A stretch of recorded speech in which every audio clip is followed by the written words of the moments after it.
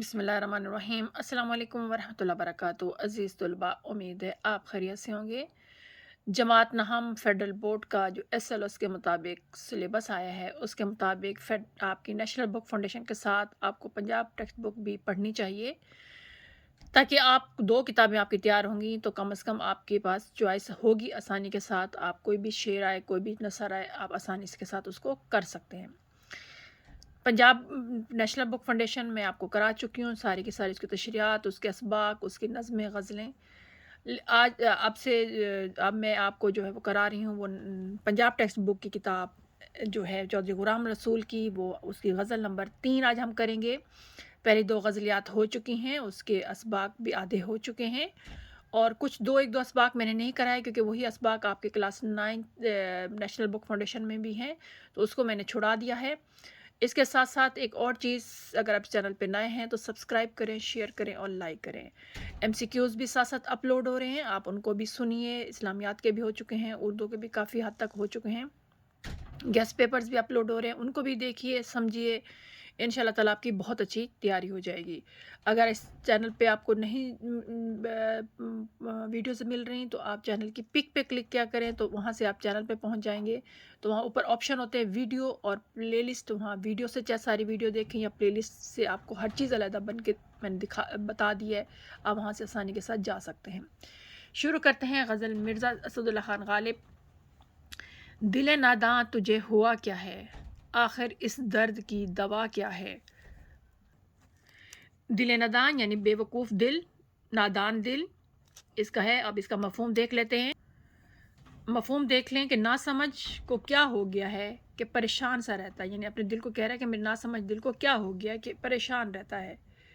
तकलीफ़ का इलाज भी यही बता सकता है जो सोच से बिल्कुल आरी हो चुका है, यानी जिसे सोचने सलाहियत की समझने की सलाहियत ही नहीं है, वो इस तकलीफ़ का इलाज भी बता सकता है, लेकिन ऐसा वो कर नहीं रहा। तो ये आपकी मफ़हूम है, क्योंकि इसमें आपका जो क्वेश्चन बन सकता है कि मिर्ज़ा गालिब ने अपने दिल नादान दिल के बारे में क्या कहा है, तो ये उसके सवाल का जवाब आप इस तरह दे सकते हैं। तशरीह पे आते हैं। शायर अपने दिल को मलामत यानी बुरा भला करते हुए कहता है कि ए मेरे नादान दिल और ना समझ दिल, तुझे क्या हो गया है।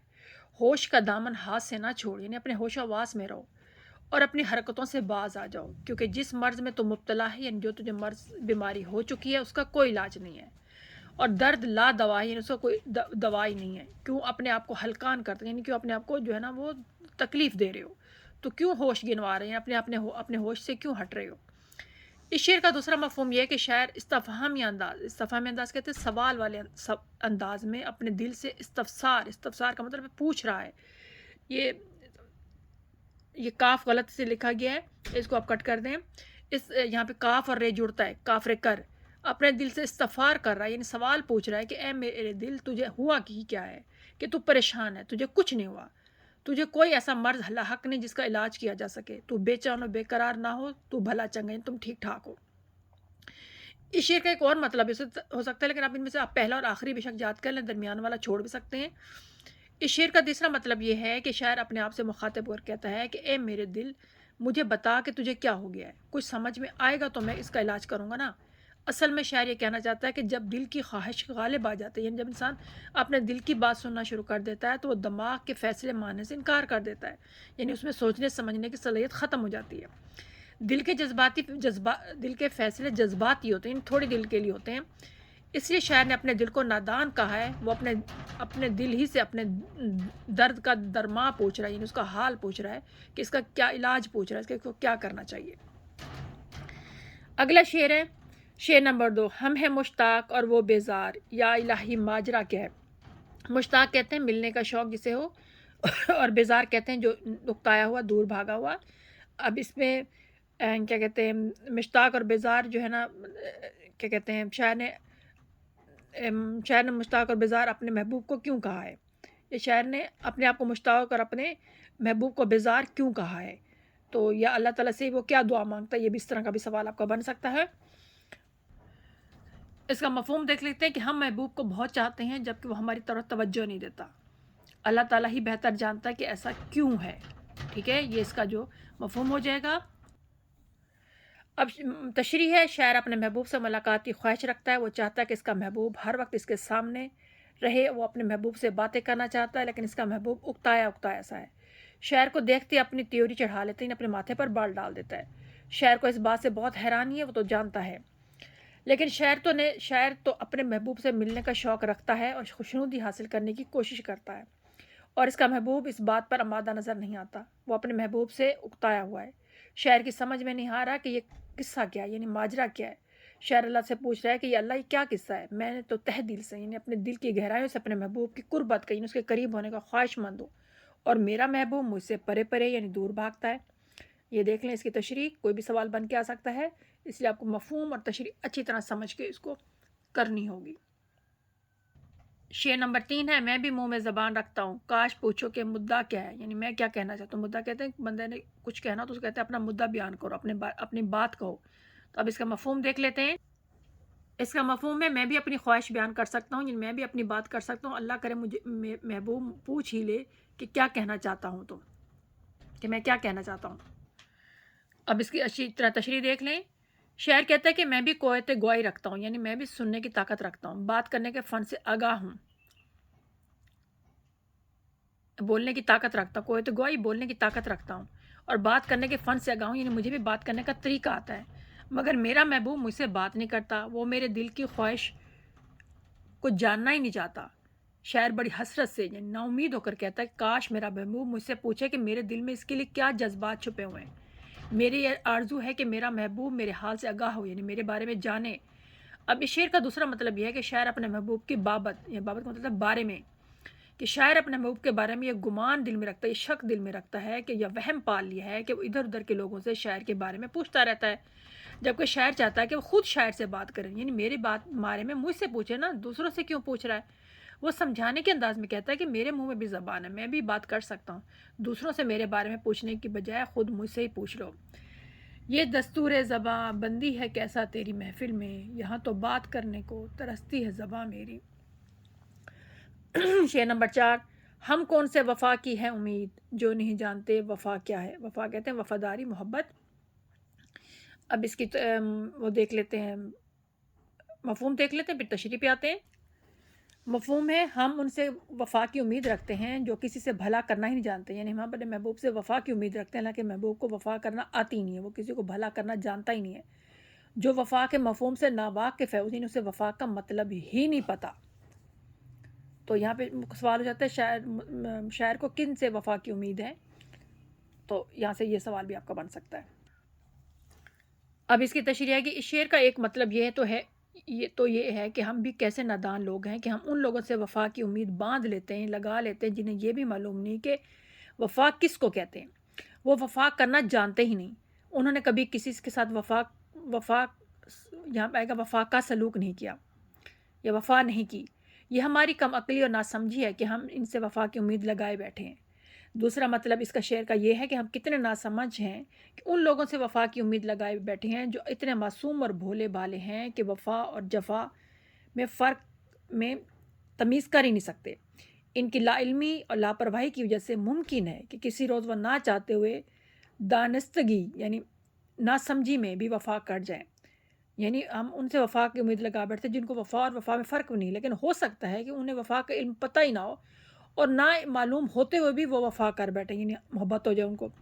بس یہی امید ہمیں سہارا دیتی ہے، یعنی یہ سوچ کر کہتا ہے میں اپنی زندہ ہوں، اور ہم اس انتظار میں ہیں کہ کب ان کا دل ہماری طرف مائل ہو، یعنی ہماری طرف توجہ دے، ہم سے محبت ہو اور ہماری امید بر آتی ہے، یعنی ہماری امید پیدا ہوتی ہے، مجھے امید پیدا ہوتی ہے۔ شاعر کہتا ہے ہمیں اپنی وفا کے بدلے میں وفا ملتی ہے، ویسے تو ممکن نہیں کیونکہ وہ نہیں جانتے کہ وفا کیا چیز ہے۔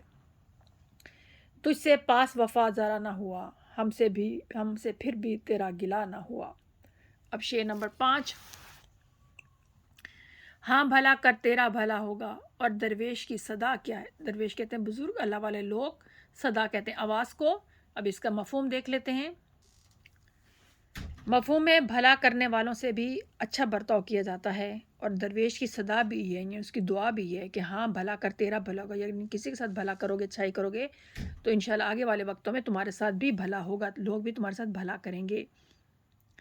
تو یہاں پہ سوال بن سکتا ہے درویش کیا دعا دینا چاہتا ہے، یا درویش کے لب پر کیا صدا ہے۔ شاعر کہتا ہے، تشریح پہ آتے ہیں، شاعر کہتا ہے کہ میرے محبوب میں تجھ سے بھلائی کا امیدوار ہوں، کیونکہ جو کوئی دوسروں کے ساتھ بھلائی کرتا ہے اس کے ساتھ بھی بھلائی ہوتی ہے۔ یہاں شاعر اپنے محبوب کا احساس کر رہا ہے، وہ چاہتا ہے کہ میرے محبوب کے ساتھ بھلائی ہو، وہ کبھی پریشان نہ ہو، اس پر کوئی مصیبت نازل ہو۔ اس کا سب سے آسان طریقہ یہ ہے کہ دوسروں کے ساتھ بھلائی کی جائے۔ یہ دنیا مقافات عمل ہے، یعنی جو کرو گے وہی بھرو گے، جو بویا جاتا ہے وہی کاٹا جاتا ہے، آگے لکھا ہوا ہے۔ دوسروں کے ساتھ نیکی کرنے کے ساتھ اچھا اجر ملتا ہے، جبکہ برائی کے بدلے میں برائی ہی ہاتھ آتی ہے۔ اس لیے شاعر کہتا ہے کہ تو بھی بھلائی کے کام کر تاکہ تیرے ساتھ بھی بھلائی ہو۔ اس شعر کا دوسرا مطلب یہ ہے کہ اس دنیا میں ایک عمل کرو جو آئندہ زندگی میں تمہارے کام آئے۔ اس دنیا میں نیک کام کرو گے تو آخرت کی زندگی میں اس کا اچھا اجر ملے گا، کیونکہ دنیا آخرت کی کھیتی ہے، یعنی جو ہم یہاں بوتے ہیں وہ آخرت میں ہم اس کو کاٹیں گے۔ فقیرانہ آئے صدا کر چلے، میاں خوش رہو ہم دعا کر چلے۔ شعر نمبر 6 ہے، جان تم پر نثار کرتا ہوں، میں نہیں جانتا دعا کیا ہے۔ نثار کا مطلب قربان کرتا ہوں۔ اس میں سوال بن سکتا ہے، شاعر اپنی کیا چیز جو ہے نا اپنے محبوب پر قربان کرنا چاہتا ہے، یا شاعر اپنی کون سی ایسی چیزیں جو نہیں جانتا اپنے محبوب کے بارے میں، یہ بھی اس طرح کا بھی سوال بن کے آ سکتا ہے۔ مفہوم ہے، میں جان تم پر قربان کرتا ہوں، میں صرف دعا کرنا نہیں جانتا، یعنی مجھے دعا کرنے نہیں آتی کہ میں تمہارے بارے میں کیا دعا کروں، لیکن میں صرف اتنا کر سکتا ہوں، میں اپنی جان تم پر قربان کر دوں۔ اب اس کی تشریح پہ آتے ہیں۔ تشریح، شاعر اپنے محبوب سے مخاطب ہو کر کہتا ہے کہ دنیا میں اور بھی بہت سے لوگ ہیں جو تم سے چاہت کا دعویٰ کرتے ہیں، یعنی تم سے محبت کرتے ہیں، وہ محض زبانی باتوں سے کام چلاتے ہیں، صرف منہ سے کہتے ہیں، اور میں تمہیں صرف دعا دینے کا قائل نہیں، میں صرف دعا منہ سے نہیں کہوں گا کہ تم سلامت رہو خوش رہو، بلکہ میں تمہاری خوشی کے لیے اپنی جان تک قربان کرنے کے لیے تیار ہوں۔ میں اس میں فخر محسوس کرتا ہوں کہ میرے جذبات تیرے لیے بالکل سچے ہیں، میں عشق کی اس منزل پر ہوں جہاں تیرے سوا کوئی اور میرا ہم راز نہیں ہے۔ اس شعر سے دوسرا مفہوم یہ نکلتا ہے کہ شاعر کہتا ہے کہ میں اپنے مرنے کی دعا کیوں مانگوں، بلکہ میں تو خوشی سے اپنی جان قربان کرنے کے لیے تیار ہوں۔ شاعر اس شعر میں اپنے محبوب سے بے پائیں یعنی حد سے زیادہ محبت کا اظہار کرتا ہے۔ اس کے دل میں اپنے محبوب کے لیے بڑی چاہت ہے، وہ اس پر اپنی جان قربان کرنے کے لیے بھی دریغ نہیں کرتا۔ وہ اپنے محبوب کی خوشی کے لیے دعا کرنے کی بجائے اس کی راہ میں اپنی جان قربان کر دینا چاہتے ہیں۔ جان دی ہوئی اسی کی تھی، حق تو یہ ہے کہ حق ادا نہ ہوا۔ اس کو آپ دیکھ لیں۔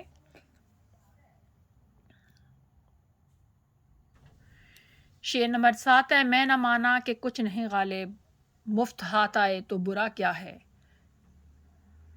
اب اس کی تشریح اس کی مفہوم دیکھ لیتے ہیں۔ اس کا مفہوم ہے، میں نہیں مانتا کہ غالب کی کوئی حیثیت نہیں ہے، لیکن کوئی چیز مفت ہاتھ آ جائے تو اس میں نقصان کیا ہے، اس میں برائی کیا ہے۔ ٹھیک ہے۔